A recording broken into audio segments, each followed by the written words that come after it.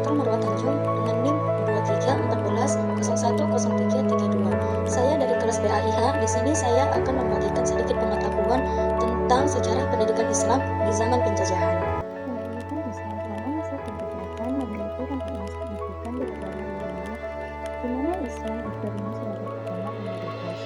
Selama periode ini, pendidikan Islam berkembang pesat dan banyak lembaga pendidikan Islam didirikan untuk mempromosikan pengetahuan agama dan ilmunya.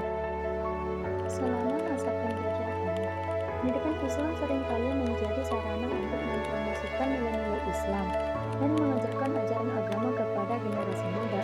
Sekolah-sekolah Islam yang dikenal sebagai madrasah didirikan di seluruh wilayah yang dikuasai oleh penjajah. Madrasah ini menawarkan berbagai program studi, termasuk ilmu agama, hukum Islam, dan bahasa Arab. Selain madrasah, pendidikan Islam juga disampaikan melalui kelas-kelas agama yang diadakan di masjid-masjid dan pusat-pusat keagamaan lainnya. Guru-guru agama yang dikenal sebagai ulama mengajar ajaran Islam kepada murid-murid mereka dan membantu mereka memahami dan mengamalkan ajaran agama.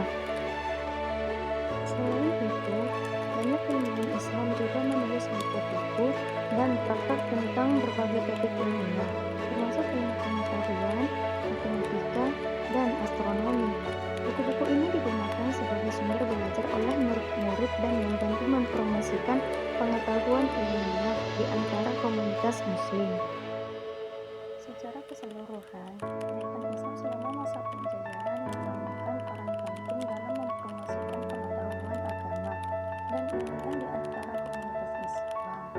Lebih lanjut, lembaga pendidikan Islam yang didirikan selama periode ini masih ada dan berfungsi hingga saat ini, menjadi sumber kebijaksanaan dan pengetahuan bagi generasi Muslim yang akan datang.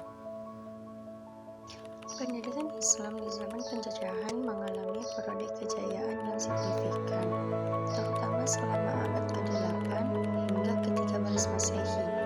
Selama periode ini, Islam menyebar ke berbagai wilayah di Afrika Utara, Eropa, dan Asia Tengah, dan pendidikan Islam menjadi pusat kehidupan intelektual dan ilmiah.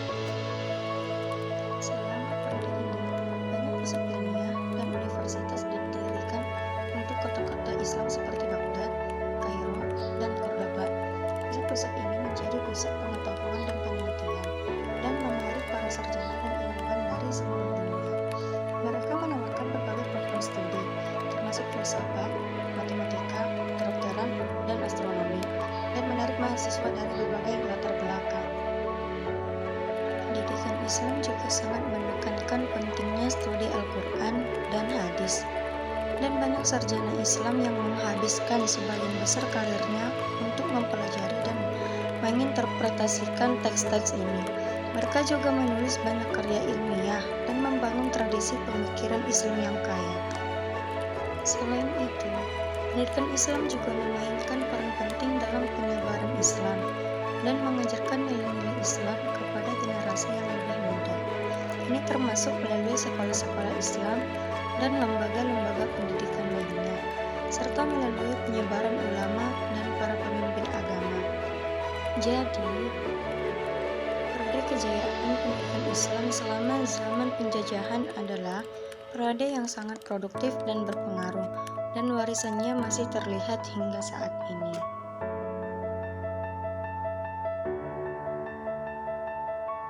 Audio Jungle.